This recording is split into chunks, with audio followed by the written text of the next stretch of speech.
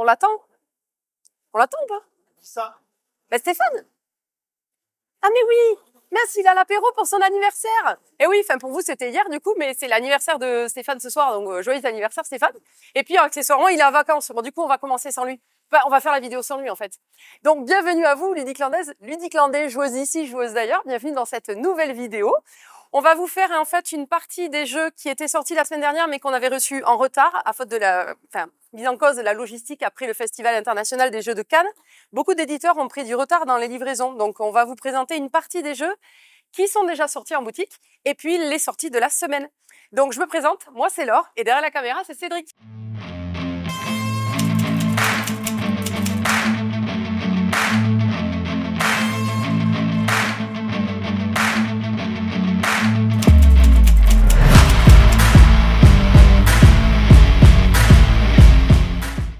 On se retrouve au comptoir, comme dirait mon collègue Stéphane. Donc ici, je vais vous présenter Leader, un jeu de joueurs, un jeu d'affrontement et de tactique qui va vous faire penser un petit peu à un jeu d'échecs puisque vous allez déplacer chaque personnage en fonction de la façon dont il se déplace et vous devez du coup attraper le leader adverse. Donc dans ce jeu, deux manières de remporter la partie. Soit deux de vos personnages sont sur une case adjacente au leader adverse, soit le leader adverse est complètement encerclé, que ce soit avec des personnages à lui ou à l'adversaire, ou les deux. Sachant qu'au début de la partie, chaque joueur a un leader, et à votre tour de jeu, vous allez déplacer vos personnages sur le plateau. Tous vos personnages, vous pouvez les déplacer en fonction de la manière dont ils se déplacent. Donc la règle de base, c'est on se déplace d'une case adjacente à la case de départ. Mais si, on a un leader déjà qui compte comme un personnage. Une fois qu'on a fait nos ou notre déplacement, on peut recruter un personnage. Donc vous avez une pioche, 3 personnages qui ont été... Tu peux rapprocher la caméra parce que vraiment, tout est magnifique dans ce jeu, vraiment. L'édition a été peaufinée, voilà, les leaders ont les socles dorés, donc les personnages sont comme ça. Quand on a un personnage devant nous, tous nos personnages en fait sont face noire, et donc ça veut dire que notre adversaire voit la face blanche. Comme ça, quand on avance nos personnages, peu importe où ils sont, on sait que tous ceux qui sont côté noir sont les nôtres, côté blanc. Voilà, exactement. Okay. Ah, pas mal, ça. On recrute donc, ça c'est la deuxième étape à notre tour de jeu. Donc je peux recruter un personnage, il y en a 3 disponibles avec le personnage correspondant. Donc par exemple, eh bien, moi je veux recruter l'archère. L'archère, au moment où je la recrute, je la place sur une des cases en fait du bord du plateau, de mon côté. Et l'archère, à mon tour prochain, quand je vais vouloir déplacer mes personnages, donc mon leader, si je veux, je peux le déplacer d'une case, toujours. Hein, et mon archère, elle se déplace aussi d'une case, puisque elle, c'est simplement qu'elle participe à la capture du leader adverse, uniquement à une distance de 2 cases, en ligne droite, même s'il n'est pas visible. C'est-à-dire qu'un leader, on considère, enfin un personnage dans le jeu, on considère qu'il est visible, par exemple, si je suis ici, comme ça, du coup, dans ce sens-là, pour moi, le leader est visible parce qu'il est en ligne droite et il n'y a pas d'autres personnages devant lui. Par contre, là, il n'est pas visible. Sauf moi, eh bien oui, en fait, même s'il n'est pas visible, c'est ce qui est noté. C'est-à-dire que moi, si par exemple, j'ai déjà un personnage à côté du leader et que mon archère, en avançant, elle arrive à être à 2 cases de distance du leader adverse, c'est gagné. C'est gagné. En fait, elle participe à sa capture quand même, comme si elle était sur une case adjacente. Une fois que, bref, j'ai récupéré mon personnage, je vais réabonder ici, remettre une 3e carte et prendre le personnage correspondant. Donc là, j'en ai sorti quelques-uns parce que vraiment, c'est vraiment très très beau. Vous voyez un peu la qualité même des socles, des personnages, du plateau de jeu avec les bordures dorées. C'est vraiment très très beau. Et c'est intéressant de jouer, c'est très tactique. Donc une fois qu'on a à chaque tour déplacer nos personnages puis recruter, à un moment donné, on va chacun avoir 5 personnages sur notre plateau, y compris le leader. Une fois qu'on a nos 5 personnages, on ne fait plus la phase de recrutement. On ne va que déplacer nos personnages et ça sera au premier qui va encercler ou capturer le leader adverse. Voilà pour leader. On a chacun une aide-mémoire, ça c'est chouette, qui vous rappelle les déplacements, les pouvoirs en fait de chacun des personnages du jeu. Et c'est intéressant parce qu'on connaît forcément les nôtres, on l'a marqué sur les cartes, mais quand on veut savoir comment se déplacent les personnages de l'adversaire, on a aussi notre aide-mémoire qui nous le rappelle. Du coup, est-ce qu'on peut dire que c'est très tactique, tac-top? Ah oui, pas mal la transition. Ah, je m'attendais pas à celle-là. Superbe, Cédric a le temps de faire des blagues. Je suis en forme. Donc, on va passer sur le jeu d'ambiance tic-tac-top, qui se joue à pas mal, puisque ce matin, j'ai fait jouer... Ouais, qui se joue jusqu'à 7 joueurs. À partir de 3 joueurs. À partir de 3 joueurs jusqu'à 7, ouais. Un jeu d'ambiance de... Comment dire c'est un jeu dans lequel on va essayer de penser comme les autres, enfin en tout cas, de classer dans un certain ordre des principes, des idées, des concepts, et d'essayer de se dire, est-ce que les autres vont penser la même chose que ça? En fait, il faut se mettre à la place des autres. Dans le jeu, il y a, donc vous avez tout un tas de fiches comme ça, plastifiées, avec des feutres effaçables, de chaque couleur différente. Là, j'en ai placé que 2 pour l'exemple. Il y a un leader, et on le fera chacun notre tour, encore des leaders, qui va prendre une fiche qui est exactement la même que les joueurs. Et les autres joueurs vont prendre une autre fiche chacun. On va piocher au hasard 2 thématiques. Le leader va choisir l'une des 2. Par exemple, classer le top des choses utiles en randonnée ou classer le top des choses qui n'ont pas de prix. Oh, ça c'est beau ça. Moi, je vais prendre rando parce que c'est plus concret. Ah, oui, j'aime bien, moi j'aime bien ce principe-là. Donc, je prends la thématique, je vais lire chaque mot. Barre énergétique, crème solaire, casquette, lunettes de soleil, vêtements imperméables, sac à dos, couteau suisse, baume à lèvres, bottes, kit de premier secours, gants et thermos. Donc si je suis le leader, je vais noter sur cette partie-là, dans l'ordre croissant d'utilité pour moi, le top 7 des objets qu'il faut prendre, enfin des choses qu'il faut prendre pour partir en randonnée. Les autres joueurs, eux, pendant ce temps-là, sur leur grille, vont devoir, sur une grille en fait, donc ils ont la même fiche, mais eux, ils vont écrire ici les numéros, donc des mots qui correspondent.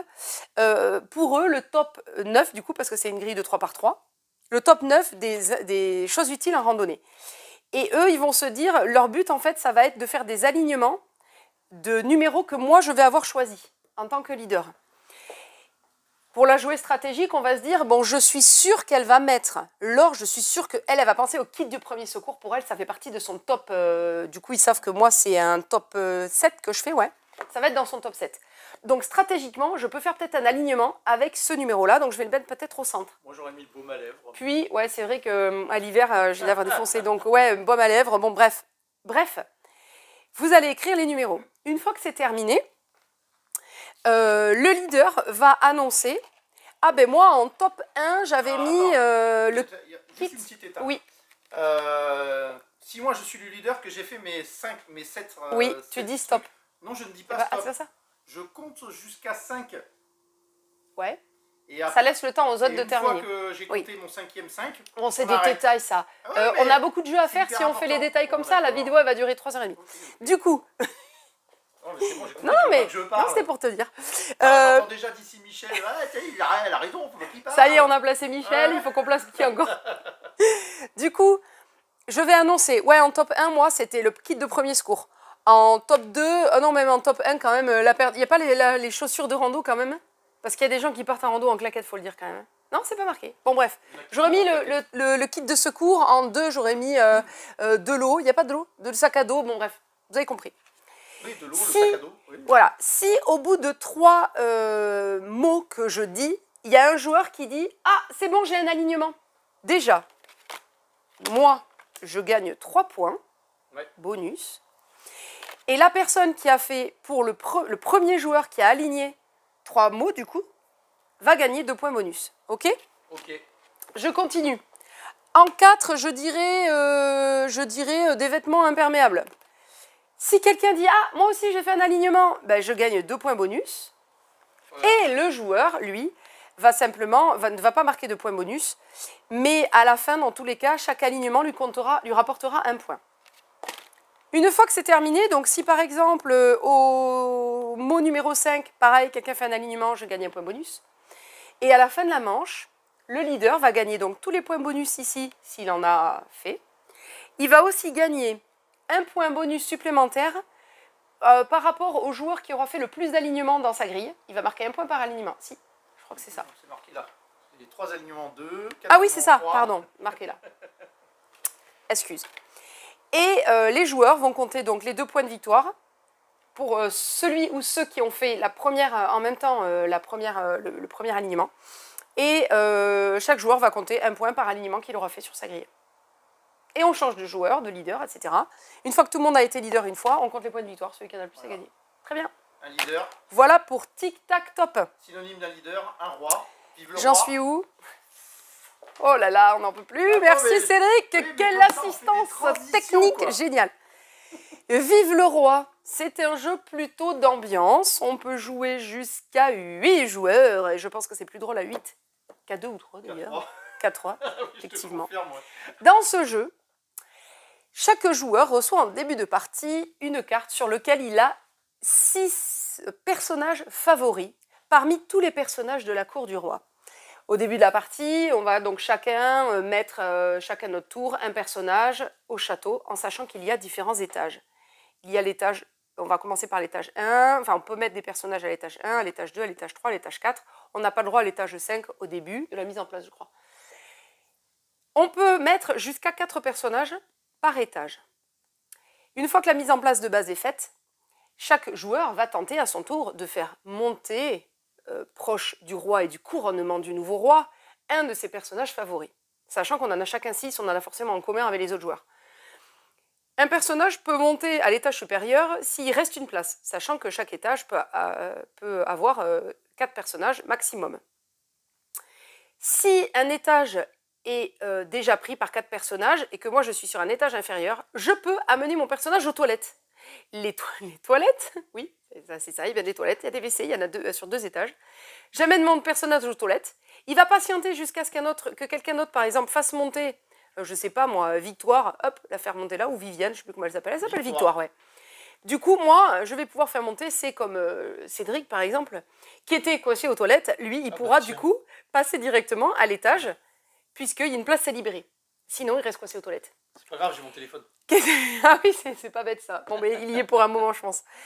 Qu'est-ce qu'il y a à savoir? Oui, quand un personnage arrive ici, au couronnement, dans la zone de couronnement, dans ce cas, tous les personnages décident si oui ou non ce personnage est couronné. S'il est couronné, ça arrête la manche, je crois. Fin de manche, ouais. Fin de manche, on va compter des points en fonction de où sont vos 6 favoris dans les étages. Si les gens sont majoritairement contre que ce personnage soit élu nouveau roi, eh bien dans ce cas, il va partir dans les cachots, c'est ça? Oui. Ouais, un truc comme dans le genre. Donc là, ça sera des points négatifs. En gros, en fonction du positionnement, il va y avoir des points positifs, négatifs, etc. Ça, c'est vos cartes pour voter. Oui, non, ou j'ai mal au ventre. Il y a une règle particulière pour le mal au ventre. Bref. Eh bien, ils se retrouvent aux toilettes. Oui, c'est un truc dans le genre. Ah oui. C'est assez fun. Voilà, assez immédiat, vraiment. Les parties durent pas longtemps. Voilà, vous êtes quoi vous amuser. Ça se joue jusqu'à 8 personnes. Ce qui est assez sympa, c'est qu'on a chacun nos cartes, que c'est pas dans le même sens, que le but c'est de faire monter. Parce que tu peux pas faire descendre des exactement. joueurs, ce que je n'ai pas. oui, non, voilà. Ouais. Ce que je n'ai pas expliqué, c'est que dans le jeu, au début de la partie, mise en place de base, il y a le bouffon. Le bouffon qui est au 3e étage du château.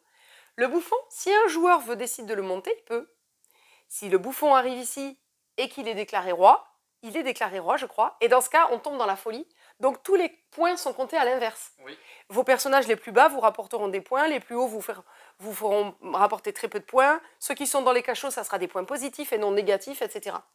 Donc, c'est assez fun. Voilà. Le bouffon, c'est un peu ce qui donne tout le sale du jeu. Oh non, mais sérieux? T'es hyper... là, t'es à fond, quoi. Hein. Génial. Non, là-bas. Ouais, ok. Tu préfères? Allez. Sail, on est à nouveau sur un jeu de joueurs. Cette fois, c'est pas du tout un jeu d'affrontement, c'est un jeu coopératif. Merci Paul pour le test, crash test de ce jeu. Donc, dans Sail, nous avons... Cédric pour la règle, non? Merci Cédric pour la règle. Nous incarnons chacun un pirate. En début de partie, vous allez choisir un pirate. Là, j'en ai sorti que 2, mais il y a d'autres personnages. Avec un pouvoir particulier que l'on pourra déclencher selon ce qui est noté ici. Soit cette capacité se déclenche quand le pirate remporte un pli, ou une capacité qui est permanente et seul ce pirate est affecté, soit une capacité qui est permanente et qui affecte les 2 pirates. Alors la mise en place, c'est pas tout à fait ça, mais on n'est pas assez large en comptoir. Non, mais attends. La mise en place de base, elle est réglée par le niveau de difficulté que vous souhaitez donner au jeu. Non, je te parle de la mise en place. Oui, mais c'est pas grave. Il y a donc, là, j'ai mis en place sur une partie de découverte, et il y a 5 autres scénarios qui définissent donc 5 niveaux de difficulté. Le but du jeu, c'est que les pirates, ensemble, dirigent le bateau en faisant des plis de cartes. Celui qui remporte le pli va appliquer un effet s'il peut, et il y a certains effets, j'expliquerai après, qui vont vous faire piloter le bateau. Si par exemple, on réussit, bref, à tirer le bateau vers soi, c'est celui qui remporte le pli qui tire le bateau vers soi. Donc si je suis le pirate ici, enfin non, oui, normalement on est d'un côté ou de l'autre du plateau. Donc par exemple, je tire dans ce sens-là. Mon partenaire, s'il remporte un pli, lui va tirer le bateau dans ce sens-là. Le but du jeu, en gros, c'est d'arriver sur la zone ici d'arrivée. Et dans ce cas, on gagne la partie avant que le pirate ne nous ait trop attaqué. C'est-à-dire que il y a... Le Kraken, j'ai dit quoi? T'as dit le pirate? Non, pas le pirate, le Kraken, évidemment. Ici, il y a un petit plateau paquet... Par contre, c'est face visible. Oui, bah, d'accord. Pirate, Kraken. Et chaque fois que le Kraken attaque, en gros, il va nous pourrir notre deck de nos cartes, on va dire, par des cartes 1 et 2. Si jamais il n'y a plus de cartes à piocher et que donc on révèle le Kraken, on est mort, en gros, avant d'être arrivé ici. Du coup, on a des cartes de différentes couleurs, n'est-ce pas? C'est très facile, c'est un jeu de pli. C'est-à-dire que si moi, je joue une carte d'une couleur, mon partenaire, s'il a cette couleur, il est obligé de jouer une carte de cette couleur. La valeur la plus forte remporte le pli. Mais l'idée, c'est qu'ensemble, on arrive à mettre des cartes. Hop. Donc là, par exemple, c'est Paul qui remporte le pli avec 4. Ah non, mais c'est pas ça. Non, c'est pas ça. Ah, je voulais pas faire cet exemple. Ah mince, attends, on va dire que c'est Paul qui a joué et que Paul, il a une carte super sympa. C'est celle-ci, un 8. Donc il remporte le pli. Et nous avons deux barres de bateau. Dans ce cas, on peut faire avancer le bateau pirate. Mais par contre, on a une attaque de Kraken. En gros, si on chope 2 cartes avec ces symboles, on avance à soi le bateau. Si on chope ces symboles-là avec la tentacule de Kraken, on avance aussi, mais le Kraken nous attaque. Là, les 2 tentacules et les 2 tentacules avec ça, on avance, mais on a 2 attaques de Kraken. Ça, c'est... je peux défausser une carte, ça c'est cool, de la défausse du Kraken. Enfin non, je remets une carte dans la défausse du Kraken, ça c'est cool. Les 2 queues de sirène, on avance, mais attention, tout droit, le bateau. Et regardez bien, là, le bateau ne peut pas avancer tout droit, il y a une île. Donc si on ne peut pas avancer, on ne se crache pas, juste on n'avance pas. J'ai relu la règle d'ailleurs, parce qu'on n'avait pas bien vu ça. Et si je fais 2 boulets de canon, dans ce cas, qu'est-ce qui se passe? En fait, tu pioches une carte et tu regardes les effets canon. Exactement. Ils sont sur notre carte. Et donc, les effets canons, je les ai mis je les ai mis, je ne sais pas où. Là. Ouais, voilà. Donc, il y a les effets de canon. Si je pioche une carte et que je tombe là-dessus, j'avance le bateau. Je tombe là-dessus, je défausse une carte. Je remets une carte dans la défausse Kraken. Une queue de sirène, j'avance le bateau droit. Un canon. Je ne sais plus ce que c'est. Bref, vous avez compris. Tout est indiqué sur les cartes. C'est très facile à jouer. C'est assez cool et on doit vraiment, vraiment se mettre en symbiose. Alors, c'est pas évident parce que c'est un jeu coopératif, mais on n'a pas le droit de parler. Sur les cartes qu'on a. On doit deviner. On sait qu'il ne reste que quelques cartes qui n'ont pas été distribuées. À peine 3, je crois. Il ne reste que 3 cartes, je crois, qui ne sont pas distribuées. Donc, voilà, on compte les cartes. On se dit, je sais que là, tu n'as plus la couleur, donc je vais essayer de faire remporter un pli comme ci, comme ça. Sachant que c'est vraiment le personnage le pirate qui remporte le pli, qui va faire avancer le bateau. Donc, soit vers soi, soit tout droit. Mais on ne peut pas faire autre chose. Et on peut déclencher nos effets de pirate. Donc très sympa avec les niveaux de difficulté qui vont bien. Maintenant, un jeu solo, décode. Alors pour ceux... Ah, tu voulais faire une transition? Tant pis, voilà. Mince. On a décodé le code des pirates. Ouais, voilà, c'est ça. Oh, les pirates ont un code, décode. Du coup, c'est un jeu solo celui-là. Pour les connaisseurs, ça fait penser à... Dans le pitch, en fait, ça fait penser à Parodin ou les pierres de cobalt. Les pierres de cobalt, je ne sais plus comment ça s'appelle le jeu, mais c'est un jeu de défis avec des dés où on doit réaliser des formules de maths, en gros, ou réaliser des opérations de maths pour gagner la partie. Donc c'est marqué comme ça, c'est un jeu solo qui fusionne logique, calcul, boostant ainsi les compétences en mathématiques des enfants et des adultes. Alors c'est plutôt noté, ouais, enfants, adultes, à partir de 7-8 ans quand même. Voilà, donc dans les jeux solo, des codes. Et si on allait coder une collection de créatures? C'était nul ça. Oh, ça c'était nul. Ouais. J'en ai un autre après, beaucoup mieux, mais il faut me laisser le faire. Ouais, ok. Voilà. Donc, Wondrous Creature. Voilà. Je ne vais pas m'attarder sur ce jeu. Parce qu'on n'a pas eu de jeu de démo. Donc voilà, si, il nous reste 2 exemplaires. Il tombe en rupture, il reviendra qu'en juillet. Donc précipitez-vous, il est super cool. Parce que je sais qu'il y a eu une hype dessus, mais clairement, je n'y ai pas encore joué. On n'a pas de boîte de démo. On n'a pas de jeu de formation. Tant pis. Je vous fais le pitch. Wondrous Creature est un jeu de plateau qui combine des mécaniques innovantes de placement d'ouvriers et de construction de tableaux. À la tête de votre équipage, placez vos explorateurs sur les différents habitats du plateau, récoltez des ressources, déclenchez des effets spéciaux, récupérez les cartes créatures et efforcez-vous de combiner leurs capacités pour devenir l'explorateur le plus renommé de ce nouveau monde. Ça se joue solo ou jusqu'à 4 joueurs. C'est des parties de entre 3/4 d'heure et 1h30. Ouais, l'idée c'est que... 1h30, 2h si on joue avec David. Ouais, ou avec toi. Ou avec Fred. Ouais, l'idée c'est que tu es un explorateur et tu arrives sur une île où il y a plein de créatures et du coup tu veux les collectionner. Voilà. C'est une espèce de mini Pokémon. Super.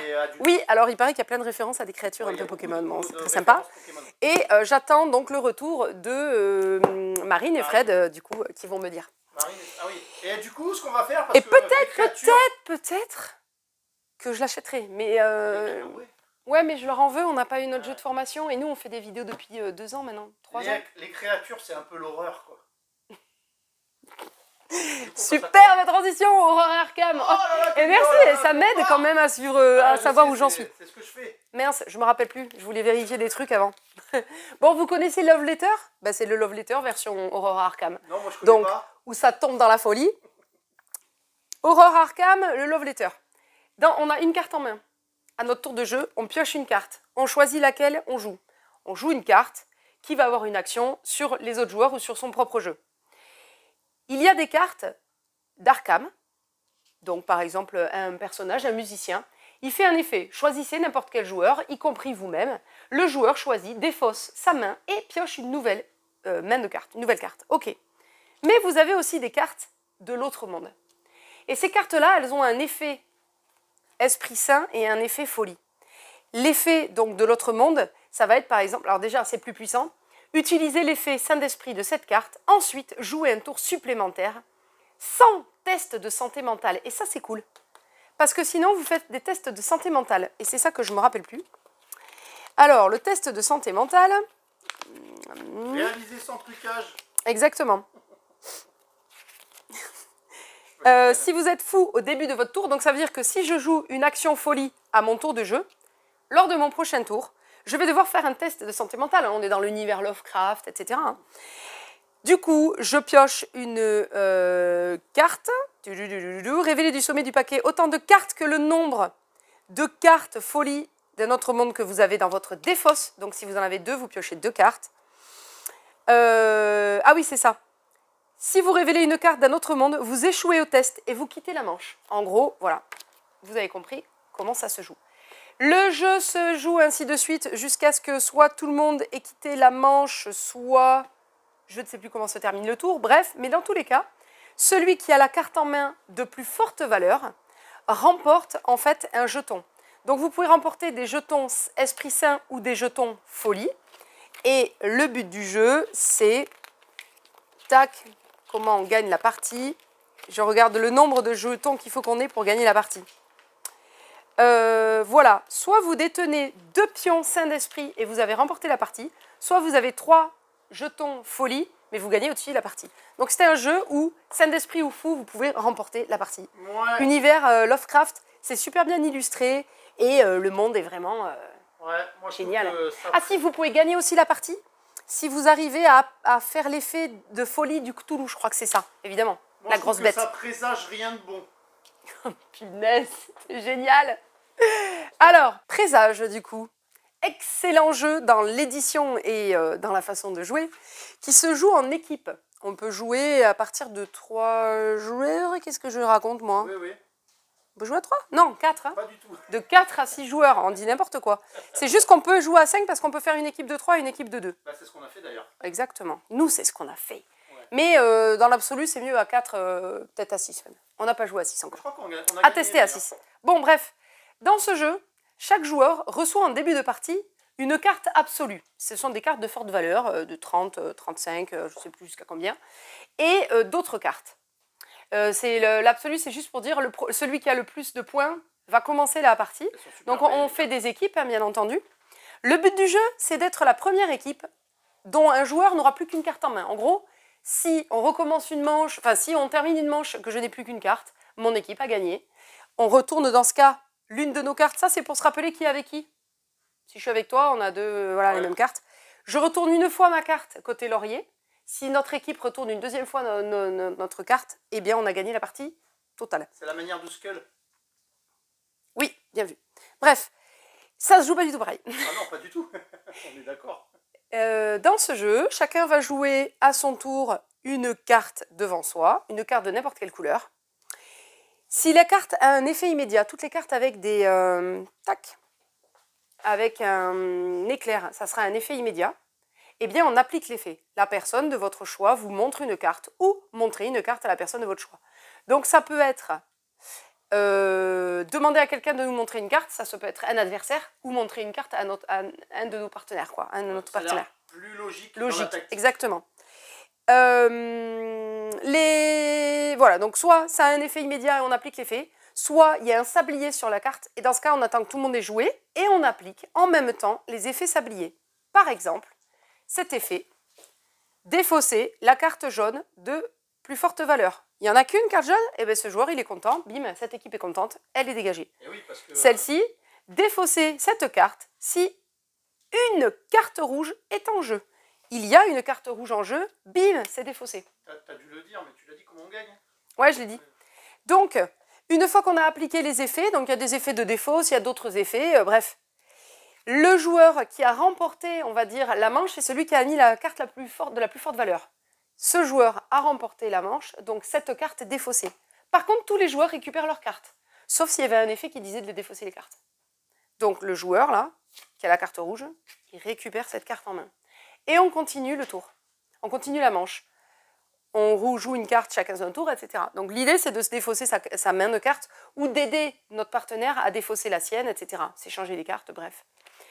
Terminé. Vous avez tout compris de présage. C'est tout bête à expliquer vraiment, mais l'effet est là, c'est génial à jouer. On se prête au jeu vraiment. Là, on a joué à 5, du coup, ouais, on avait fait une équipe de 3, une équipe de 2. C'est hyper fun, c'est hyper malin, ça râle, ça se tire dans les pattes, c'est génial. Du coup, quand tu gagnes, t'es content. Quand t'es content, t'es happy. Et puis tu peux même avoir Happy Mochi. Des mochi. On passe à Happy Mochi. Alors Happy Mochi, oui, quand je vais vous montrer, je vais vous expliquer le jeu, vous allez dire « Ah, on a peut-être déjà vu ça avec d'autres jeux de cartes. » Mais attends, on va changer. Ça se joue un peu différemment. Ouais, on va se mettre comme ça, c'est plus simple.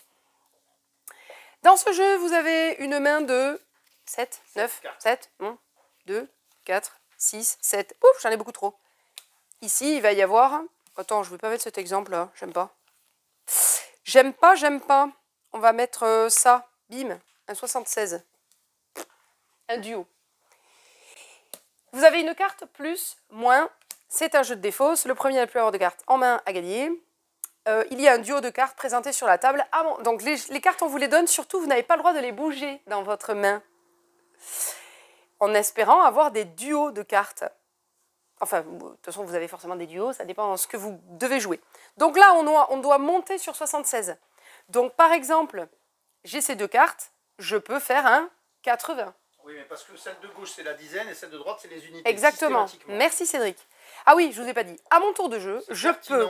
Oui, à mon tour de jeu, je peux soit du coup écraser ces deux cartes par quelque chose de supérieur, soit je peux prendre l'une des deux cartes et la mettre où je veux et remplacer par une autre carte.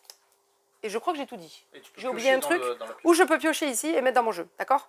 Donc là, par exemple, sur 76, je peux mettre, et je vais essayer de faire un truc. Ah bah si, je vais jouer ça plutôt. Je vais jouer un 99. Cette carte a un effet. Elle me dit que je retourne la carte. Je retourne cette carte. Donc maintenant, nous devons descendre. Il faut que quelqu'un mette un duo de moins de 99 points. D'accord? Donc, par exemple, le joueur en face, j'aimerais bien faire un truc... Ah ben génial. Oh, je n'ai même pas préparé. Il fait 98. Comme ce joueur a posé deux cartes identiques, je dois poser deux cartes identiques. D'accord? Toujours en descendant. Un duo. Un duo. Mais de cartes identiques cette fois. Donc là, c'est plus difficile parce qu'en fonction, là, ça tombe bien, j'ai, mais on pourrait ne pas avoir. Donc là, par exemple, deux cartes identiques qui descendent, c'est bon, 68. Et on continue. Parmi les effets de cartes, vous avez ça, donc on retourne la carte à chaque fois. Ça, c'est faire piocher ou piocher une carte. C'est nous qui décidons, celui qui pose cette carte qui décide. Qu'est-ce qu'on a d'autre? On a le mochi aussi. Le mochi, c'est quoi déjà? Ah oui, les cartes de réserve, ouais. Alors, hop, que j'en trouve une. Voilà. Si je joue un duo avec cette carte, je peux prendre une carte de ma main et la mettre en réserve. Cette carte, elle ne comptera pas de points de pénalité. Oui, parce que le premier joueur qui n'a plus de cartes, l'autre va compter des points de pénalité, c'est les cartes qu'il a en main, mais pas les cartes réservées. Cette ou ces cartes, on n'a pas de limite dans les cartes réservées, devient une pioche. C'est-à-dire qu'à mon tour, plutôt que piocher là, je peux piocher là. Je peux remettre une carte dans ma main. D'accord? Moshi Moshi, c'est très mignon, c'est très fun. Il reste un effet? Qu'est-ce que j'ai? Tiens. Il y a 4 effets en tout. Bah, il est où? Il nous manque un effet. Voyons. Et c'est tout mignon, c'est tout kawaii. Bah, où est-ce que tu l'as vu, toi? Plus ou moins, pioché, mochi. Il y a une blague? Tu veux me faire une blague? Non, il me semble. Ah oui, ça. Ça, c'est chaque joueur file une carte à son voisin de gauche. C'est bon? Oui. Et ben voilà. C'est tout mignon comme Vous jeu. savez tout de Moshi Moshi, c'est 2 à 6 joueurs, c'est des petites parties de 15-20 minutes. C'est très fun, c'est très addictif. C'est Happy Moshi, comme les Moshi d'ailleurs. C'est un brave jeu. Et pour ceux qui ont regardé, là, on a fait une story Facebook où j'ai mis des Moshi Moshi à côté du jeu pour bien illustrer. On s'est enfilé la boîte de Moshi. Mais c'est pas grave. Enfin, tu t'es enfilé. Le régime, c'est demain. J'en ai mangé 2. Ça, on s'en... oui, c'est vrai. T'as une transition? Ah ouais, c'est un brave jeu, comme Bravest. Du coup, tu peux passer ici, là. Bah oui, parce que tu as tout face à la caméra, c'est très bien. Bravest, un jeu qui se joue de 2 à 4 joueurs.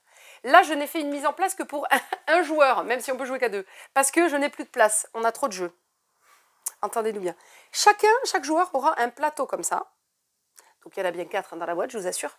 Et il y aura un plateau central ici, avec des tuiles qu'on va disposer au hasard tout autour. Et 3 jetons qui relient l'île principale. Et c'est là qu'on pourra choisir l'une ou l'autre. On a 3 options du coup.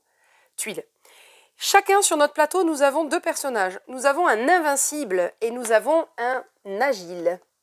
Nous allons à notre tour, à partir des 3 jetons du coup, choisir une tuile et la placer au pied de l'un ou de l'autre des personnages. Et ça va constituer le début d'un chemin. On va faire un ou plusieurs chemins. Quand j'ai pioché, j'avance ce jeton et je réapprovisionne ici. Ok ? Nous allons donc au fur et à mesure constituer un ou des chemins dans le jeu. Je ne vais pas refaire une mise en place de fin de jeu, mais une fois qu'on a tout rempli dans notre jeu, on va faire se balader du coup l'invincible sur ce plateau et l'agile. Les 2 personnages ont le droit de passer par le même chemin et de se croiser. Par contre, un personnage n'a jamais le droit de revenir sur ses pas ou de faire une boucle et de revenir sur une case qu'il a déjà explorée. Rapproche la caméra puisque vous voyez ici qu'il y a 2 façons de gagner des points de victoire. L'agile, quand il va se balader dans le labyrinthe, s'il croise sur son chemin, il y a une magicienne, il va gagner 3 points. S'il va sur une case où il y a un blob, il va gagner 1 point par blob adjacent à cette case. Donc, potentiellement, à chaque fois, faire des combos et gagner plein de points. Chaque fois qu'il va tomber sur un spectre, il va gagner autant de points que de tours hantés dans le jeu. L'agile, c'est l'inverse. Chaque fois qu'il va tomber sur un chemin sur lequel il y a une tour, il va gagner 1 point pour petit fantôme présent sur le plateau. S'il croise une case reconstituée complètement d'un cercle de lave, il va gagner 7 points. S'il tombe sur une case où il n'y a que la moitié d'un cercle lave, il va gagner 2 points. S'il croise sur son chemin un glaive, il va marquer 3 points. Il y a ça, et dans le jeu, vous avez aussi des cartes spéciales. Par exemple, ce chemin qui dit que si l'agile passe par ce chemin, il va gagner 5 points. Par contre, attention, vous allez perdre ces points si l'invincible passe aussi par ce chemin. Donc attention où vous placez vos tuiles spéciales et à la façon dont vous agencez votre chemin. Merci Hugo pour le crash test de ce jeu. Très sympa. Bravest, c'est assez sympa à jouer. On peut dire qu'on arrive au zénith de la vidéo. D'accord. Oh, pas mal. Il est où Zénith? Ah bah alors on est obligé de se déplacer jusqu'à l'espace jeu parce qu'on n'a pas de place pour installer les jeux autrement. Je vais vous présenter Zénith. Et merci Stéphane pour ce crash test. Bon, on aurait fini la partie, je pense qu'il m'aurait éclaté au jeu. Mais du coup, il est content, ça a été bien démarré. Mais peut-être un jour, j'aurai ma revanche et une partie complète. C'est jamais. Je vais m'exercer. Zénith, c'est le nouveau jeu de la petite maison d'édition qui vient de se monter, Playpunk. Voilà. Et ça va être aussi un carton. Le premier jeu, c'était Captain Flip, qui a été nommé quand même aux As d'Or. Celui-ci, voilà. On attend beaucoup, il est très très chouette ce jeu. Donc, Zénith, c'est un jeu qui se joue à 2 ou qui se joue en 2 équipes de 2 joueurs. Là, j'ai fait une mise en place pour 2 joueurs, mais il y a une autre mise en place pour 2 équipes de 2. Dans ce jeu, vous devez, c'est quoi le pitch de base? Vous devez contrôler en fait des territoires, des planètes, on appelle ça. Oui, donc au centre du plateau central, vous avez des planètes. Vous en avez 5. C'est un espèce de tir à la corde. Je vais essayer d'appliquer des effets de recrues de personnages pour tirer à moi la planète. Il y a 3 cases de chaque côté. À la 4e, la planète est contrôlée, on appelle ça. Et dans ce cas, je récupère le jeton. Le jeton, je le mets ici. Si j'ai 3 jetons identiques, j'ai gagné la partie. Si j'ai 4 jetons différents, j'ai gagné la partie. Ou si j'ai contrôlé 5 jetons, 5 planètes, j'ai gagné la partie. Ok? Dans tous les cas, vous avez compris, je gagne la partie. C'est pas mal, hein? C'est pas mal ça. Non, c'était Stéphane clairement qui menait la danse la dernière fois qu'on a joué, quand on a testé ce jeu. Pour ça, à mon tour de jeu, il y a une aide de jeu ou pas? Ah oui, à votre tour, très bien. Une aide de jeu, très bien. À votre tour de jeu, vous effectuez une action. Soit vous recrutez un agent. Au début de la partie, vous avez toujours, de toute façon, vous avez toujours, pendant la partie, au début de votre tour, 4 cartes en main. Sauf si vous avez le jeton leader, et dans ce cas, vous pouvez avoir plus de cartes au début de votre tour. Bref, j'ai 4 cartes en main. À mon tour, je peux soit recruter un agent, soit développer une technologie ici, sur les plateaux technologie, soit prendre le jeton leadership pour être le prochain. Non, pour avoir pour être le prochain premier joueur, et surtout pour avoir plus de cartes en main. Du coup, recruter un agent, c'est quoi? Dans votre main, vous avez des agents, vous allez tenter de les recruter pour contrôler des planètes. Attends, je vais montrer. Hop, ouais, voilà. La main de Cédric, par exemple. De Cédric? Oui, la main de Cédric. Moi, par exemple, je veux embaucher Lula Smart parce qu'elle est très douée. Alors moi, clairement, je me suis fait hyper par les graphismes.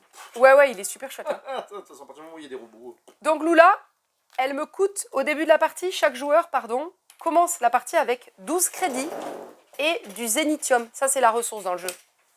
Ce sont les ressources d'ailleurs. Lula Smart, je la recrute pour 1 crédit. Donc je place le personnage ici, je rends un crédit à la banque. J'ai recruté ce personnage. Je vais du coup appliquer les effets de ce personnage dans le sens de lecture. Donc par exemple, je vais contrôler la planète de 1 cran. Je vais gagner 4 crédits. Je vais devoir, si je peux, hein, je peux donc filer un zénithium à mon adversaire. Et dans ce cas, je vais contrôler de 2 la planète Terre, la planète bleue. Pas mal comme action de jeu. Cas particulier, donc c'est un cas particulier, non, c'est dans la partie, c'est comme ça. Cédric, par exemple, le tour d'avant, avait recruté ce personnage en payant 3 crédits. Le tour suivant, il veut recruter ce personnage qui coûte 8. Comme il y a déjà une carte dans la colonne, sur Jupiter, là, sur la planète, on va dire, il va payer un crédit de moins. Donc chaque carte dans la colonne va décompter et va faire qu'il va payer moins cher sa carte. Donc là, 8 moins 1, il va recruter ce personnage-là, ce robot, 7 au lieu de 8 crédits. Donc, deuxième action possible, je peux développer une technologie. Ici, vous avez 3 pistes de technologie possibles. Soit je défausse une carte Animode, soit je défausse une carte humain, soit je défausse une carte robot. Et dans ce cas, j'avance sur ces pistes-là. Donc, par exemple, pouf, je dépense un Animode. Et ici, je suis quel joueur, moi? On n'a pas choisi de couleur? Bon, je suis la joueuse noire. Donc, j'avance mon jeton d'1 cran. Je dois, attention, on va dire que je n'avais pas filé de zénithium. Pour avancer d'1 cran, il faut que je paye le zénithium noté ici.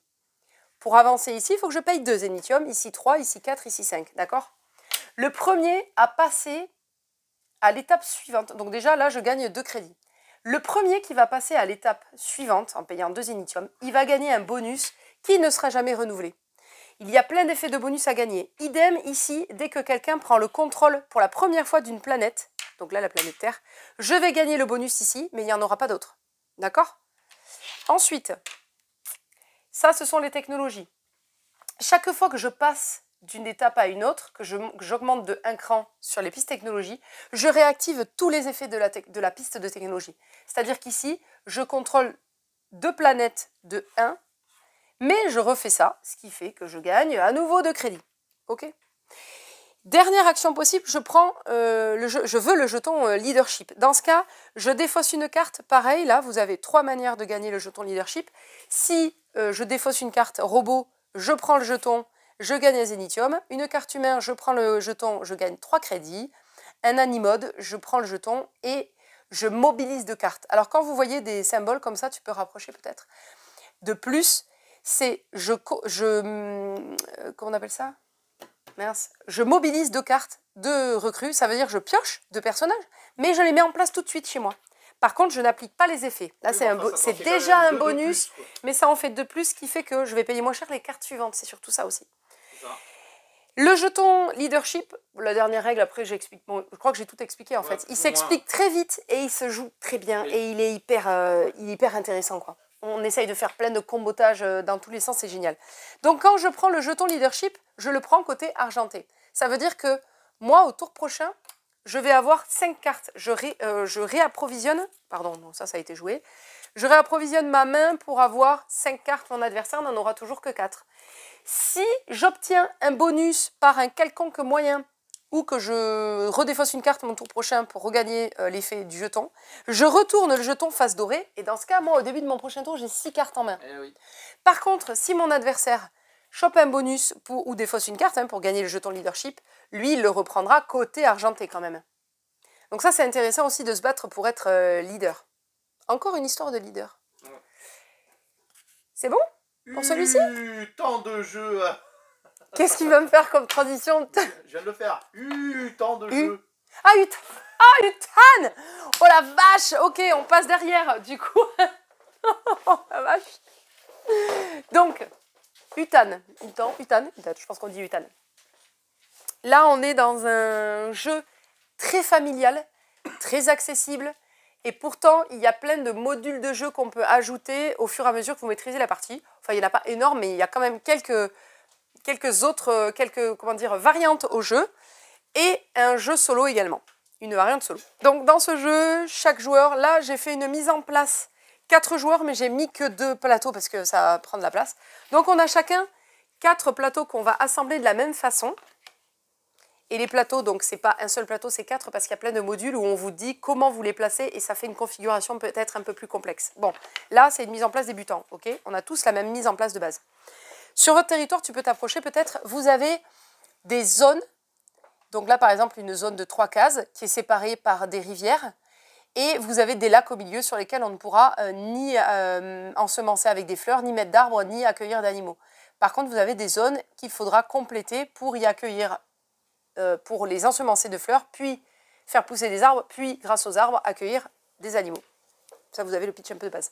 Ici, on a fait des tas de pioches, puis on va en dérouler une. Donc là, pour une mise en place 4 joueurs, il y aura 7 cartes. Donc ça se déroule en 9 manches.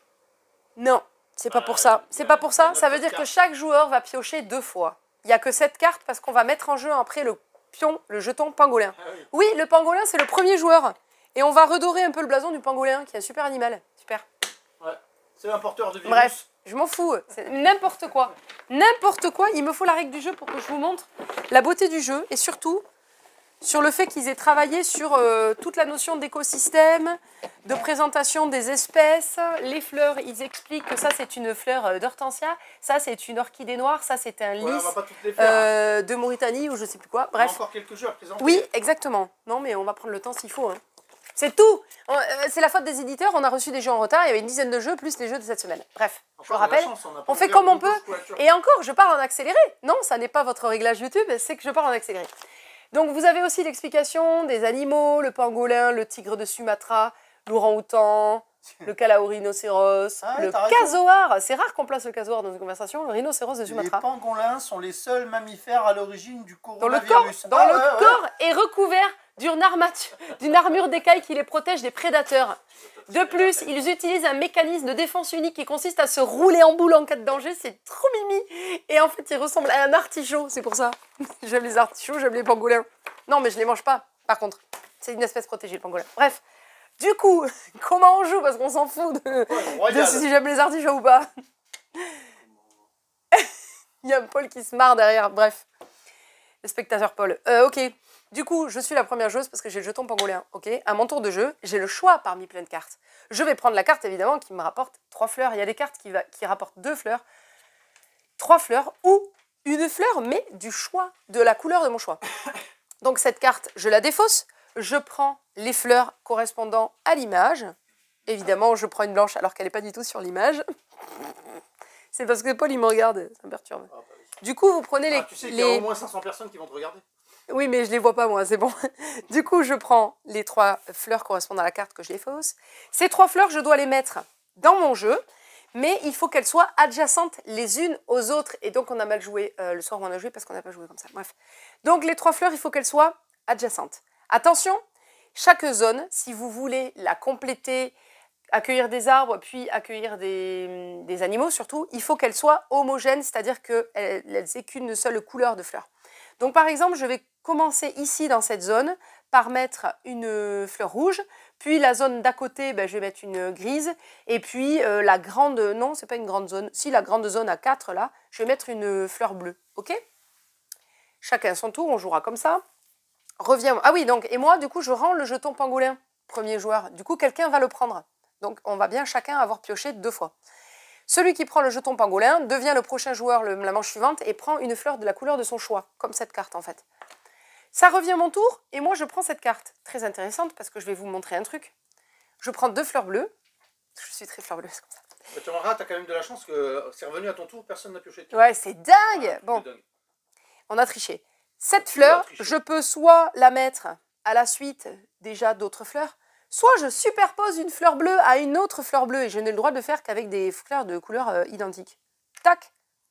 Et celle-là, je la mets là. Dans ce cas, j'ai 2 fleurs. Donc, je retire le premier, là, hop, la première fleur, et j'accueille à la place un arbre. Donc, les arbres, ils sont de différentes formes, juste pour monter la diversité de la forêt amazonienne, mais en gros, ça ne change rien dans le jeu. Je peux Bref. résumer, ils sont de différentes formes, mais on s'en fout. On s'en fout. Mais moi, c'est important pour moi d'avoir une forêt diversifiée. Bon, bref, ici, je mets une forêt, ok? Et pour vous la faire courte, au moment où j'aurai rempli ma forêt ici, donc d'abord ensemencer avec des fleurs, puis accueillir des arbres en mettant une deuxième fleur par-dessus, bref. Oui, pardon, je me suis trompée, mais oui, parce qu'ils sont plus proches de moi que, bref, que les autres arbres. Ok, un palmier, un figuier étrangleur, bref. Dans ce cas, d'ailleurs, le dernier arbre opposé, ça c'est dans la règle, c'est celui qui accueillera un animal. Donc on va retirer l'arbre, parce que ça prend de la place, et on va mettre l'animal de la couleur des fleurs. Donc là, un animal bleu, c'est le karaoké, là. C'est le dodo, ou le dindon. Non, c'est ni le dindon, ni le dodo. C'est pas le karaoké non plus. Non. C'est le casoar, je l'ai dit en plus. C'était dur à placer dans une conversation. Le casoar, ok? Donc, il faut savoir qu'à la fin de la partie, vous allez marquer un max de points, évidemment, si vous êtes allé jusqu'à développer votre habitat, votre système, système écologique, votre écosystème, pardon, jusqu'à accueillir des animaux. Vous allez marquer des points que je me rappelle bien. 2 points par arbre. Ouais, parce que je me rappelle plus. Oui, c'est ça. Oh punaise, c'est une mémoire. J'y ai joué. Comptez tous vos arbres. Chacun vous rapporte 2 points. Les animaux. Chaque animal vous rapporte le nombre de points indiqués par l'icône de patte dans sa zone. Ici, dans ma zone, qui était quand même difficile à remplir parce qu'il y avait une zone de 4 à faire. Je gagne 9 points grâce à mon casoar. Les zones complètes. Chaque zone complète vous rapporte le nombre de points indiqués par l'icône de carré noir dans cette zone. Donc là, je gagne 6 points. Ok. Par contre, attention, les zones inachevées, par exemple, là, c'est inachevé, ou alors les zones hétérogènes, dans lesquelles je n'ai pas pu m'empêcher de mettre une fleur d'une autre couleur. Ça sera des points négatifs, c'est-à-dire que là, vous voyez, les points de zone, 2 points, mais je fais moins 2. Dommage. Ce que je n'ai pas dit, quand j'accueille un animal, l'animal, grâce à ses excréments, va ensemencer les cases autour de lui qui sont vides. Donc il va... Caca partout. C'est un peu ça. Les casoars sont très connus pour faire des fientes partout. Du coup, je vais rajouter une fleur sur chaque case orthogonalement et pas en diagonale adjacente, vide, et de la couleur de mon choix. Donc là, par exemple, je veux commencer une zone jaune, je mets une fleur jaune ici, et de l'autre côté de la rivière, là-bas, je vais recommencer une zone rouge. Ok? Ok. À cette partie, moi j'ai ajouté une petite variante parce qu'on n'est quand même pas des joueurs débutants, on aurait dû la mettre l'autre soir quand on a testé le jeu. C'est une variante avec des objectifs communs à tous les joueurs. On mélange les cartes, on en met 5 et c'est des objectifs, donc des points supplémentaires en fin de partie. Par exemple, ça je sais pas, par exemple. Ah si, ça c'est chaque animal bleu que j'ai accueilli sur mon plateau, dans mon écosystème, en rapporteront 3 points. Là c'est pour chaque arbre qui touche un lac, à côté d'un lac, me fera gagner 1 point. Là, c'est... des animaux différents. Ouais, si j'ai tous les animaux différents, je gagne 4 points. Là, c'est pour chaque arbre adjacent, je vais gagner 1 point. Les arbres isolés, je vais perdre 1 point. C'est peut-être ça, je ne sais plus. Là, c'est pour chaque arbre en bordure de mon plateau, en bordure de ma forêt, enfin de mon plateau, de mon habitat, je vais gagner 2 points. Ok? Et ça, c'est que des cartes parmi d'autres. Il y a plusieurs autres variantes et un mode de jeu solo également. Avec le petit talon pour scorer vos points. Du coup, on est d'accord que tu à la fin, le plateau, il faut le déforester, c'est un peu criminel quand même. Oh punaise. Oui, la déforestation est un crime contre l'humanité, on peut le dire. On peut le dire. Donc, je vous amène ici, dans les jeux coop, on est sur un jeu d'enquête criminelle. Cliché criminel exactement. Dans chaque boîte, enfin dans la première boîte en tout cas, mais il y en aura peut-être d'autres j'imagine, vous avez 3 enquêtes photographiques. Ça se joue de 2 à 6 joueurs. C'est des 3 parties, on va dire, de 1 heure ou moins. Ça dépend comment vous arrivez à résoudre l'enquête. Attention, c'est interdit au moins de 16 ans parce que les photos, même si tout est factice, c'est quand même, on voit des photos de personnages égorgés, avec du sang partout. Bref, donc c'est interdit au moins de 16 ans. Voilà. Particularité du jeu, tous les acteurs photographiés dans le jeu sont des acteurs du monde ludique. Donc vous pouvez y trouver un auteur de jeu, vous pouvez y voir, je ne sais pas, une illustratrice, bref. Et les photos ont été prises dans l'appartement de Simon Murat, bisous à lui, qui est le patron de la boutique de jeux Le Passe-Temps à Toulouse. C'est marrant. Sur sa salle de bain, du coup. Elle, j'aime pas du tout ta salle de bain. Oh, chacun ses goûts. Bref, oui, parce qu'on a fait la première enquête et c'était dans une salle de bain où Florian Siriex s'est fait dégommer. Et il magouillait dans des sales affaires de corruption. Peut-être. Mince, j'ai spoilé. Ouais, non, mais attends, on le voit direct qu'il est corrompu. On le voit direct. Bref, et qu'il trompait sa femme également. Mais ça suffit. Bravo, alors franchement, tous les temps. Donc voilà, c'est interdit au moins de 16 ans parce que tous les vices, vous les avez déjà dès la première enquête. Bref. Donc ne votez pas aux prochaines élections. C'était quoi, régionales pour Florian Siriex, il est corrompu. Ah mais non, de toute façon, c'est la victime. Bon, j'ai tout spoilé. Ça suffit. Non, mais il faut résoudre l'enquête. Il faut savoir pourquoi il a été assassiné. Quel était le mobile du crime, qui l'avait assassiné, parmi les personnages que vous allez voir. Donc vous avez des photographies, vous allez peut-être avoir des coupons de journaux qui rapportent un article, un fait divers, quelque chose.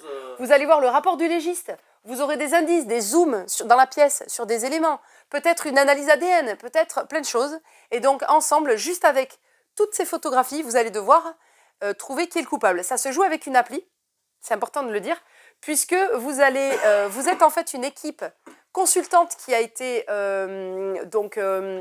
embauchée par la ville, les services de police, pardon. Et donc c'est la chef de brigade, je crois, la commissaire Stobart, qui va vous engager et vous donner le pitch de départ en fait par texto en fait sur votre appli, sur votre téléphone. Et chaque fois que vous pensez avoir un indice, que vous pensez avoir une piste, que vous pensez savoir qui est le criminel, vous allez l'indiquer sur l'appli et elle va vous répondre. Ouais, vous êtes sur la bonne piste. Non, j'y crois pas, les faits ne correspondent pas, etc. Cherchez plus loin, etc. Et donc, vous allez faire ça jusqu'à trouver, résoudre l'enquête, tout simplement. Donc, vous avez 3 enquêtes à réaliser là-dedans. Prochaine transition ? Ouais, t'as un peu pourri la magie du jeu. La magie du jeu. Ah ouais, on est sur Magic Carta. Ici, donc là, on est sur un jeu d'énigmes narratifs. Superbe, c'est superbement illustré par Fanelia, vous la connaissez, c'est celle qui avait, si vous ne connaissez pas, fait le livre d'énigmes La Clé, qui est juste un chef-d'œuvre. Le 1, le 2, exactement. Ben, quand on aura fini le 1 Ok. Ouais. Donc, Magic Carta. Je suis à la 2e page. Alors là, par contre, ça fait un peu penser à Ella et l'éclat de la montagne, pour ceux qui connaissent le jeu, qui a un design assez enfantin, mais qui se joue quand même à partir de 10 ans. Alors, je dirais que peut-être les premiers modules, on peut les faire avec des enfants de moins de 10 ans, mais ça monte crescendo en difficulté, évidemment, dans les énigmes. Enfin, quoi qu'il y a des anagrammes dès les premières énigmes, ce genre de choses. Oui, mais ça, je spoile pas parce que... ouais, je spoil à peine. Bref. Donc, vous avez plusieurs plateaux dans la boîte de jeu. Faut pas montrer les plateaux, sinon tu spoil. Ouais, juste le A. Donc, là, on vous dit... C'est le pitch de départ. Hein. En fait, vous incarnez... Vous allez devoir... Pas vous incarner, mais vous allez aider un petit fantôme qui n'a plus de mémoire, ne se souvient plus de qui il est, quel est son nom, qui il est, quelle est son histoire, qu'est-ce qu'il fait là, pourquoi il est là. Et pour ça, vous allez rencontrer des personnages, comme là, la faucheuse, qui est la gardienne du cimetière finalement, hein, et qui va vous aiguiller ou pas, parce qu'elle a un humour un peu particulier d'ailleurs, et vous allez en fait visiter des lieux différents, rajouter des plateaux, ajouter des cartes, trouver des énigmes, trouver des lettres pour former des mots, etc. Et ça se passe sous forme de cartes que vous allez lire au fur et à mesure du jeu. Alors ce qui est très sympa et très drôle, c'est de prendre le ton des personnages. Vraiment, vous pouvez le faire à la manière d'un jeu de rôle où vous incarnez un personnage, vous lisez, vous lui donnez une intonation, etc. C'est très mignon, vraiment. Et c'est très sympa à réaliser, à faire, les énigmes, à résoudre, etc. Donc vous avez, je crois, 9 chapitres, c'est ça? Oui. 9 chapitres. Et à la fin, vous aurez une grande carte qui représente tous les lieux dans lesquels Oui. ce fantôme a été. Donc c'est le fantôme de la sorcière, exactement, ce tome-là. Il y en aura peut-être d'autres. C'est vraiment très chouette à faire. On ne vous montre pas trop parce que sinon on vous spoil, quoi. Ben, c'est ça. Voilà, donc vous avez des fois des choses à retrouver dans le jeu, des clés, des petits éclats de lumière, des choses. Il y a des choses qui vont vous amener à d'autres. Si vous n'avez pas trouvé d'objet, vous ne pouvez pas aller là. Donc vous avez plein de choses à faire. Et à chaque fois, vous avez des énigmes à résoudre sur le plateau, sur les différents plateaux. Donc il y a 9 plateaux à réaliser, mais sur chaque plateau, il y a quand même plusieurs énigmes, plusieurs choses à faire. Ouais, et puis t'es bien, tu prends plaisir à faire ce petit jeu là. T'es comme dans un cocon. Ouais, c'est ça. J'en étais sûre que tu allais faire cette transition. Donc maintenant, je vous présente le jeu Cocoon, parce qu'il y a de O, on va dire Cocoon. Oui, mais pour la transition, ça marchait pas. T'es comme dans un cocoon. C'est un jeu de Julien Griffon qu'on connaît pour faire des jeux coopératifs. Il a créé ce jeu en collaboration avec Marie et Wilfried Faure, qui sont des spécialistes des jeux enfants. Ce jeu pas narratif, pardon, ça c'est celui d'avant. Ce jeu coopératif est très très sympa, très beau aussi, très simple à mettre en place très simple à comprendre et à jouer, mais pas forcément évident. C'est un jeu de communication entre joueurs. Ça se joue à 2 ou à 4. À 2 joueurs, le plateau, on le regarde comme ça. Et moi, je vois ici, ici et ici. Mon partenaire va voir aussi ces cases, mais ne va pas voir celle-là. Donc, on va communiquer entre nous. Si on est 4 joueurs, c'est ça, on joue comme ça. Et il y a une équipe qui voit ce qui est là et l'autre équipe qui va voir ça. C'est ça, on est en équipe quand même. Oui, c'est ça. Très bien. Ah, mais c'est du coopératif. Oui, c'est du coopératif, ouais, en équipe. Mais dans tous les cas, oui, il y a 2 joueurs qui voient ça et 2 joueurs qui voient ça. Ok, donc là, on est 2. Le but du jeu, ça va être de classer, c'est ça, de remettre les animaux dans leur cocon. Ouais, voilà, on va dire, ça peut être plus simple. Les cocons étant représentés par ces cases dans le jeu. À mon tour de jeu, je vais dire d'abord, bon, bah écoute, moi je vois rien là où je suis. Hein, moi je vois rien non plus. Donc nous avons 25 jetons, 25 actions pour pouvoir réaliser tout le jeu. En fait, pour pouvoir remettre tous les animaux dans leur cocon. Je vais utiliser un jeton pour déplacer une boîte. Je le mets dans la boîte dans laquelle je déplace. Donc je déplace cette boîte. Et là, je dis à Cédric, ah mince, c'est pas bien mis, c'est pas grave, tac, face cachée. Je vais dire à Cédric, moi je vois une grenouille. Est-ce que toi tu vois quelque chose? Ok. Maintenant, je vais ici, à l'intérieur. Tu vois bien à l'intérieur là? Oui. Il y a un jeton que je vais retourner. Voilà. Si c'est un symbole comme ça, il ne se passe rien. C'est un artefact. Ensuite, je vais retourner le jeton qui est en dessous et révéler un animal. C'est une abeille. Très bien. Autour de Cédric, il va peut-être mettre un jeton ici. Ouais. Et il va tirer la boîte, par exemple, ici. Et je ne sais pas si toi tu vois quelque chose. Moi, je vois rien. Il va retourner ce jeton. Il ne se passe rien. C'est un artefact. On retourne le jeton.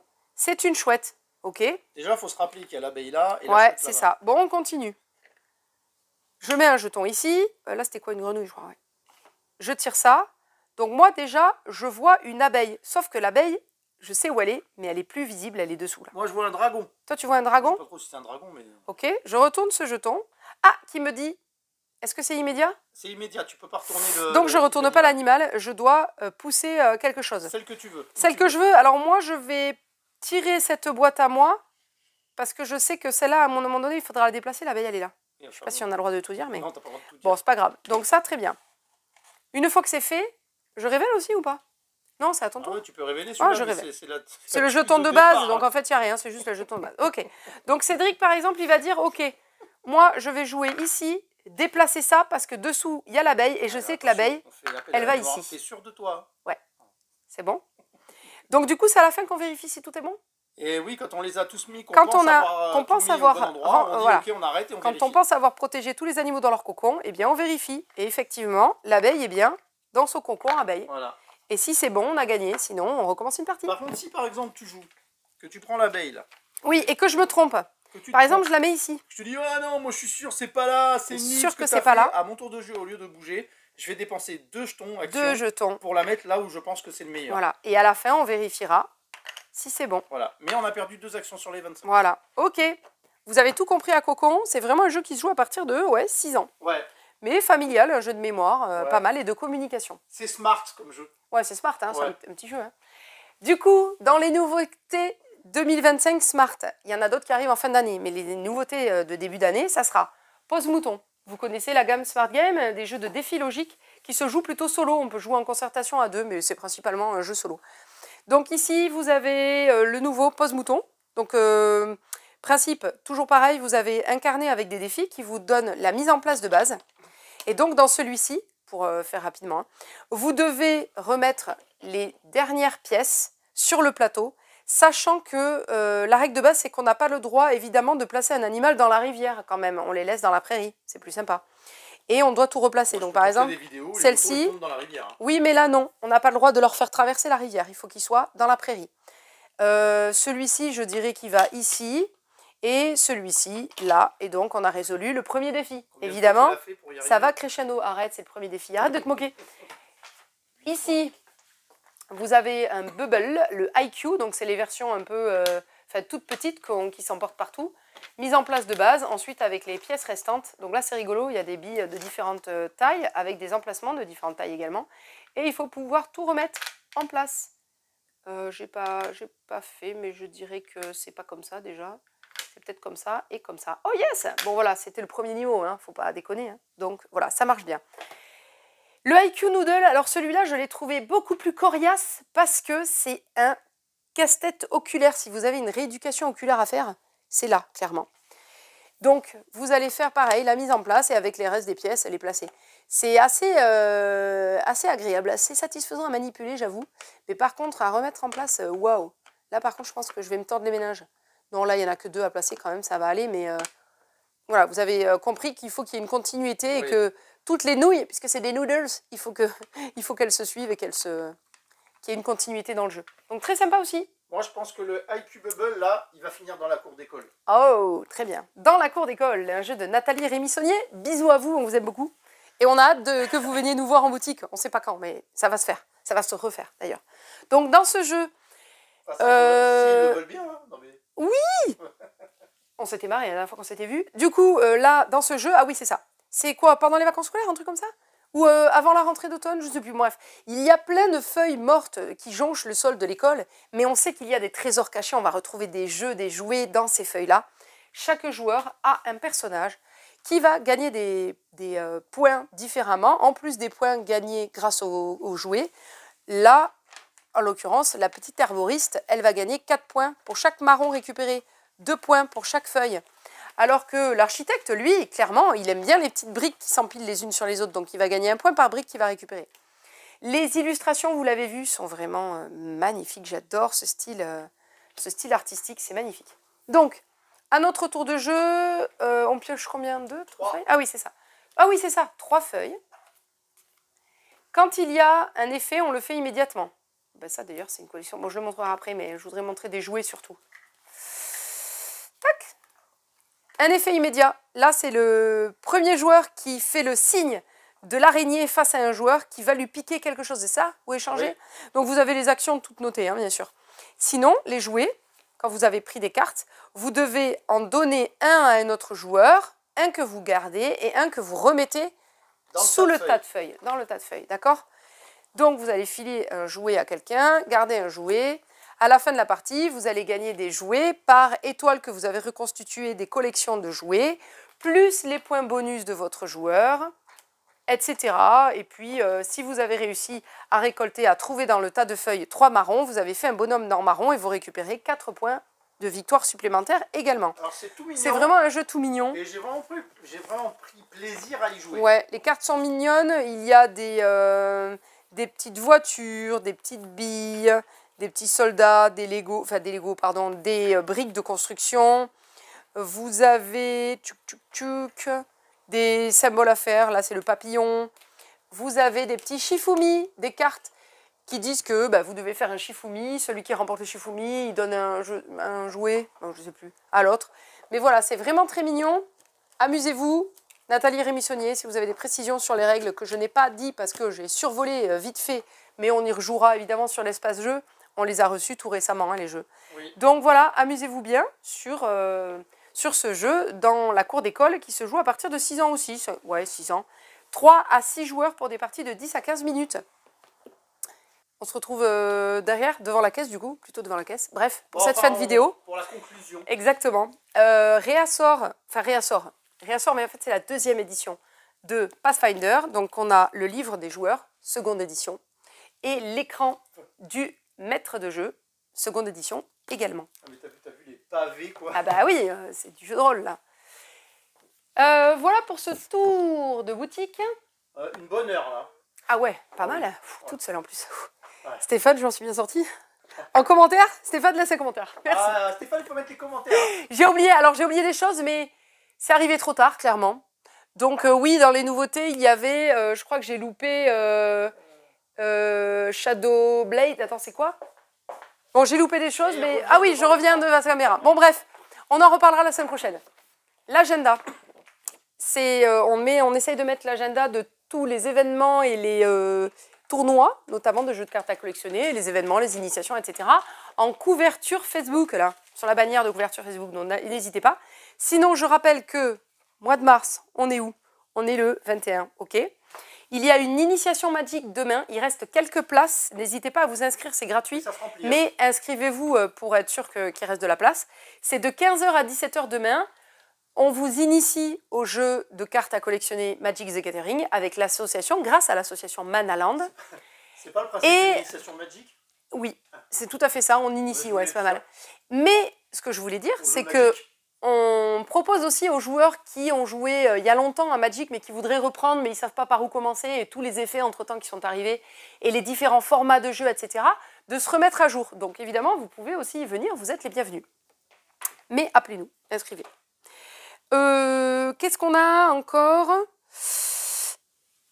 Non, ça c'est mon rendez-vous la semaine prochaine. Et sinon, samedi 29 mars, il y a un tournoi Lorcana, tous les 15 jours. Je crois que c'est en construit. Non, c'est pas je crois, j'en suis sûre. Il reste des places, donc n'hésitez pas. Disney, Lorcana, TCG, à vous inscrire. Voilà. Et après, je n'ai pas encore fait le planning pour avril, mais il va falloir que je le fasse parce qu'il y a pas mal de choses. Réfléchir à refaire un tournoi Star Wars. Tournoi Star Wars, oui. Parce qu'il nous reste des AP, on peut refaire un tournoi. Oui, mais on va faire un tournoi Star Wars Unlimited. J'ai vu, je pense, samedi 12 avril. Mais là, je suis loin. Parce qu'entre-temps, il y a l'avant-première Magic et Tarkir. Le tournoi est complet. Il y a le tournoi Rush Pack le samedi 5 avril. La sortie, du coup, officielle, Tarkir, le 11 avril. Un tournoi peut-être Star Wars Unlimited, du coup, le samedi 12. Puis un tournoi Lorcana le samedi 19 avril. Puis le championnat Altered. Là, j'annonce, on n'est pas encore tout à fait au point, mais normalement, on fait partie du programme et on va organiser un championnat Altered samedi 26 avril. Et là, on est déjà à la fin avril. Ok, il y aura peut-être des choses qui vont se rajouter entre-temps. Bref, je prépare ça très vite. Sinon, en attendant, rendez-vous sur les réseaux sociaux, Facebook, Insta. On a des groupes dédiés pour les jeux de cartes à collectionner. N'hésitez pas à les rejoindre. Vous likez, vous partagez. Sur YouTube, vous y êtes. N'hésitez pas, abonnez-vous, commentez, ça nous fait plaisir. Joyeux anniversaire à Stéphane, n'oubliez pas. Avec un jour de retard, mais c'est pas grave, ça fait toujours plaisir. Et puis, bonne fin de vacances à lui surtout. Sinon, 17 rue des Cordeliers à Mont-de-Marsan, venez nous voir. Vous pouvez louer les jeux, vous pouvez jouer sur place, en réservant votre place bien sûr. Vous pouvez nous commander les jeux aussi sur notre site internet, la boutique, ludiclandlaboutique.fr. J'ai tout dit? Qui c'est que j'ai placé? Michel, ouais, Paul, Léa, Eric. Hugo, Eric. Ouais. Eric qui se fait toujours battre chaque semaine à Abyss. Fabrice, Sophie, enfin, mais tous ceux qui voilà. commentent. Merci pour nos clients fidèles, merci de faire vivre la communauté, merci de mettre des petits commentaires, de participer aussi, partagez sur vos réseaux, n'hésitez pas. Et puis, c'est tout, j'ai tout dit, je crois. Je pense. Amusez-vous bien et bon week-end. Ciao, à bientôt.